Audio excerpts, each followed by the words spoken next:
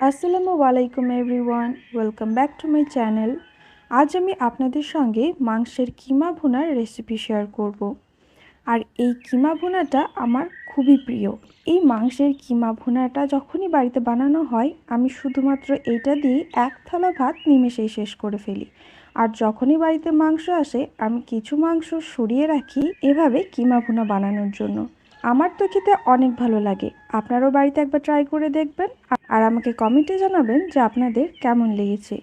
এই রেসিপিটি বানানোর জন্য প্রথমে আমি এখানে মাংসটাকে ব্লেন্ডার দিয়ে কিমা করে নিয়েছি। আর সেটা আমি কিভাবে করেছি তা জানার জন্য আমার ব্লেন্ডার দিয়ে কিমা বানানোর রেসিপিটি আপনাদের দেখে নিতে হবে। সেটা আমার চ্যানেলে দেওয়া আছে, আপনারা চাইলে দেখে নিতে পারেন। আর এই কিমাটা আমি ব্লেন্ডারে বানিয়েছি। এরপর আমি চলে যাচ্ছি রান্নায়। এর জন্য আমি গ্যাসে একটা কড়াই বসিয়ে দিলাম, ওতে দিয়ে দিচ্ছি পর্যাপ্ত পরিমাণের তেল। এরপর এতে দিয়ে দিচ্ছি একটা শুকনো মরিচ। মরিচটাকে আমি 3 টুকরো করে নিয়েছি। মরিচটা তেলে একটু ভেজে নেব। এরপর এতে দিয়ে দিচ্ছি ছোট ছোট করে কেটে রাখা পেঁয়াজ। এখানে আমি একটা মিডিয়াম সাইজের পেঁয়াজ নিয়েছি। পেঁয়াজের পরিমাণটা আপনারা আপনাদের ইচ্ছে মতো নিতে পারেন, তবে আমি এখানে একটা মিডিয়াম সাইজের পেঁয়াজ নিয়েছি। পেঁয়াজটাকে খুব ছোট ছোট করে কাটিনি, আবার খুব বড় করেও কাটিনি।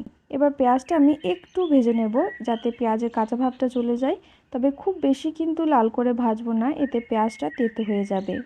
পেঁয়াজটা আমার ভাজা হয়ে গেলে আমি এতে দিয়ে দিচ্ছি 1 চামচ আদা রসুনের পেস্ট। এই আদা রসুনের পেস্টটাও আমি তেলে একটু ভেজে নেব যাতে আদা রসুনের কাঁচা ভাবটা চলে যায়। আর আদা রসুনকে যদি তেলে এভাবে একটু নেড়ে নেওয়া হয় তাহলে খুব সুন্দর একটা সেন্ট বের হয়। তেলে একটু ভেজে নেওয়ার পর আমি এখানে অল্প পরিমাণে জল দিয়ে দিচ্ছি যাতে আমার মশলাটা পুড়ে না যায়। এরপর এতে দিয়ে দিচ্ছি 1 চামচ ধনে ও জিরে গুঁড়ো, 1 চামচ হলুদ গুঁড়ো, হাফ টিস্পুন মরিচ গুঁড়ো, ঝালটা আপনারা আপনাদের স্বাদ মতো নেবেন, হাফ টিস্পুন লবণ। লবণটাও আপনারা আপনাদের মাংসের পরিমাণ অর্থাৎ স্বাদ অনুযায়ী নেবেন। এবার এই মশলাটাকে আমি লো টু মিডিয়াম ফ্লেমে রেখে খুব ভালোভাবে কষে নেব যতক্ষণ না মশলা থেকে তেল বেরোচ্ছে। জলের ওপর যদি মশলা দিয়ে মশলা কষা হয় তাহলে মশলা পুড়ে যায় না ও খুব সুন্দর একটা সেন্ট বের হয়। দেখুন আমার মশলাটা কষা হয়ে গিয়েছে, মশলা থেকে তেল ছেড়েছে। এরপর আমি কিমাটা এর মধ্যে দিয়ে দিচ্ছি। অনেকে অনেক রকমভাবেই কিমা রান্না করে থাকে, কিন্তু আমি কিমা ভুনাটা সাধারণত এভাবেই রান্না করে থাকি। আর এই রান্নাটা আমারও খুব ভালো লাগে আর আমার বাড়ির সকলেরও কিন্তু এভাবেই কিমা ভুনাটা পছন্দ করেন।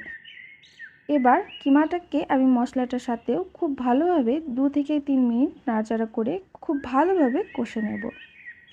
এখানে আমি আলাদাভাবে কোনো রকমের জল অ্যাড এখন করিনি, কারণ এই মাংস থেকে অনেকটা জল বের হবে আর সেই জলে কিন্তু আমাদের কিমাটা প্রায় অর্ধেক সেদ্ধ হয়ে যাবে। আপনারা দেখলেই বুঝতে পারবেন যে কিমা থেকে কতটা পরিমাণ জল বের হবে। একটু নাড়াচাড়া করে নেওয়ার পর আমি এটা ঢেকে রেখে দিলাম 5 থেকে 7 মিনিটের মতো। এখন 5 থেকে 7 মিনিট পর মাংস থেকে কতটা জল বের হয়েছে, এখানে কিন্তু আমি একটুও জল অ্যাড করিনি, এই জলটা সম্পূর্ণ মাংস থেকে বের হয়েছে। আর এই মাংসের জলটা দিয়েই কিন্তু মাংসটা অর্ধেক সেদ্ধ হয়ে যাবে। আর গ্যাসের ফ্লেমটা লো টু মিডিয়ামেই আছে, পারলে লোতে রাখবেন কিন্তু হাই রাখবেন না, এতে আপনার মাংসটা ভালোভাবে সেদ্ধ হবে না। আমি একটু নাড়াচাড়া করে আবার 5 মিনিটের মতো ঢেকে দিচ্ছি। জলটা যতক্ষণ না শুকিয়ে যাচ্ছে ততক্ষণ আমি এভাবেই 5 মিনিট পর পর ঢেকে ও 5 মিনিট পর পর নাড়াচাড়া করে মাংসটাকে কষে নেব। দেখুন মাংসের জলটা কিন্তু একদমই শেষ, আর একটুও জল নেই। এবার একটু নাড়াচাড়া করে আমি লবণটা চেক করে নিলাম, আমার একটু লবণ কম হয়েছে তাই আমি আরও একটু লবণ দিয়ে দিচ্ছি। আর মাংসটা একটু সেদ্ধ হতে বাকি আছে, তাই আরও একটু জল দিয়ে আমি নাড়াচাড়া করে আবার ঢেকে রেখে দিলাম।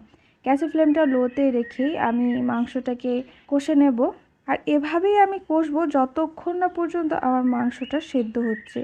চলে এলাম 5 থেকে 7 মিনিট পর, আর আমার মাংসটা খুব ভালোভাবে সেদ্ধ হয়ে গিয়েছে আর খুব সুন্দরভাবে মাংসটা কষা হয়ে গিয়েছে।